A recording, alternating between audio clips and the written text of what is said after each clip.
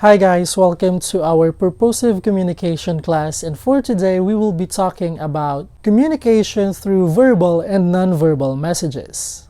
At the end of the lesson, you should be able to distinguish verbal communication from nonverbal communication. Discuss the varieties and registers spoken and written English and employ the appropriate varieties, registers, and expressions in spoken and written discourse. Communication is not just confined to speaking. It is actually possible to be communicating without talking or uttering even a single word. For instance, erase your eyebrows like this. So you are not saying anything, but you are conveying something about that gesture or facial expression. Maybe you are angry, irritated, or disappointed. So those are the possible meanings of raising an eyebrow. Thus, communication can either be verbal or non-verbal. Now let's talk about verbal communication. It uses spoken or written words to communicate a message. Alongside speaking and listening is equally important skill for this type of communication to be successful. Meanwhile, nonverbal communication is the use of body language, gestures, and even posture to communicate. Nonverbal communication sets the tone of a conversation. For example, slouching and shrinking your back during a message or during a meeting may imply lack of confidence or lack of interest in the meeting. Let's talk about verbal communication, language, variety, and register. When we say language, this is a set of arbitrary symbols which create possible communication of utterances primarily used for communication. But it is arbitrary not because of the symbol and the object or idea it represents having one-on-one correspondence. Rather, it is arbitrary because the users of the language in a particular speech community have subconsciously or unconsciously agreed that a particular symbol or a word represents a particular idea or object. Different speech communities uses different words for the same object or category. For instance, in the English language, American uses elevator, while British uses the word lift. So they refer to the same thing, which is a vertical transportation that carries goods or people between floors of a building. From different community, they are using different terms for the same object or thing. Now let's talk about language register. It refers to the level or style of spoken and written discourse depending on the context that you are in.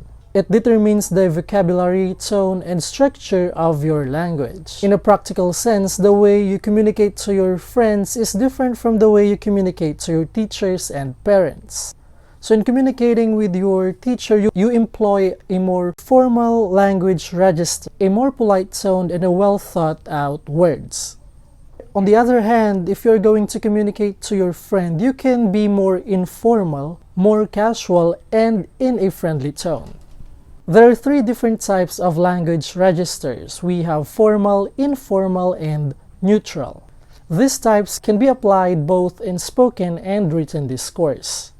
First, let's talk about formal. This type of register is used in a professional context. It is highly structured, impersonal, and more serious in its tone, vocabulary, and grammar. It is common in the workplace, academe, business trades, and other industries. Formal language is usually employed if you are communicating with your boss, facilitating a meeting, or attending formal gatherings such as seminars, orientations, conferences, and the like. Now let's proceed to the second one, which is informal.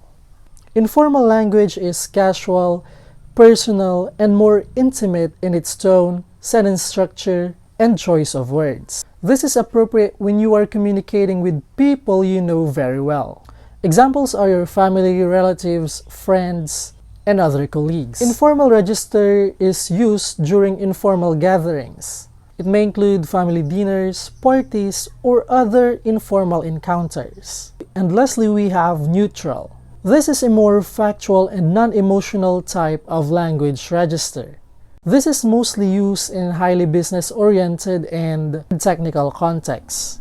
Now let's talk about the nonverbal communication. Nonverbal messages refer to the cues that are sent through body language, gesture, posture, movements, facial expressions, and appearance that are used in place or simultaneously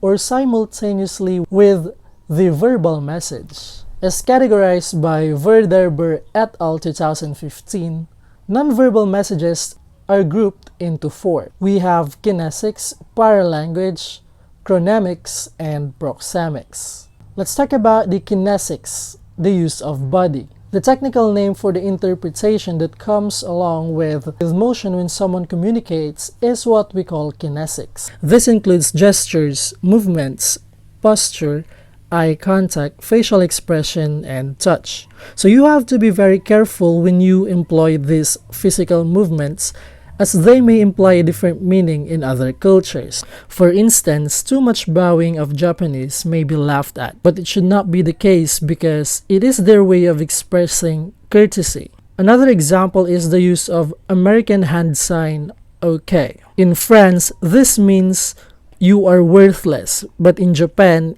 it is a symbol for money. In Tunisia, this same hand sign means I'll kill you. So if you're in other countries, make sure to be aware on the gestures that you are going to make, especially the symbols that you are about to make.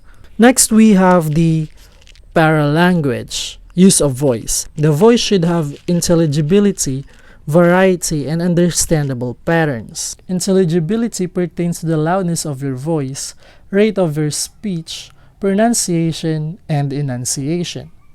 Some people from other cultures tend to speak faster than others. For instance, most people in the USA speak between 100 to 200 words per minute. When we say variety, it refers to your pitch, force, and pauses. So if you vary these aspects of your voice, you can avoid monotony. Last, under paralanguage, is stress. It is the emphasis to put on a certain syllable or words. So putting too much stress might be considered rude for some cultures. Thus, it should be used judiciously and sparingly. Third, we have proxemics, the use of space. The technical term used to study how space and distance communicate is proxemics. There are three types of proxemics: the personal space, territorial space, and acoustic space. When we say personal space, this is the distance one consciously maintains when interacting with others. So the more intimate your relationship with another person, the more that you allow him or her to be near you, to be near your personal space. However, when it's a stranger that talks to you, you would keep your distance. Okay, so the more closer you are to someone, the more you would like to communicate to him or her closer.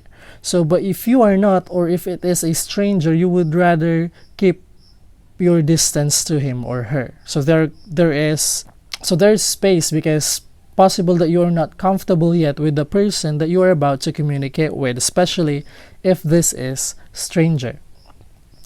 Second is the territorial space. This is the physical space which implies your sense of authority and ownership. So in your home, you may have your own rooms. So you and your siblings are usually have separate beds and closets. At work, employees have their own cubicles or desks, which also set them apart from others. So you might have probably heard of remark, he or she is territorial. This implies that the person puts premium on his or her privacy and exclusive ownership of territorial space. So he or she does not want others to invade that space, since it suggests taking over his or her territory and overpowering his or her supremacy. And last, under the proxemics, is we have acoustic space. So this is the area where the voice of speaker is either heard or not. Competent speakers take this into account and accordingly adjust their volume and rate of speech to match the space or make their voice audible. And last, we have chronemics, the use of time. As previously discussed, chronemics refers how people perceive and value time. So in monochronic culture, time is of the essence. Thus, when you see people start looking at their watch or at the clock every now and then in a classroom, it may mean that the class may already be running over time. It can also be a sign of lack of interest. However, in a polychronic culture, people usually consider the luxury of time, so waiting is not an issue. In both cases, participants have to be sensitive and mindful of others' schedule or use of time. So there you have it. That concludes our lesson for today, and I hope guys that you have learned something. See you next time.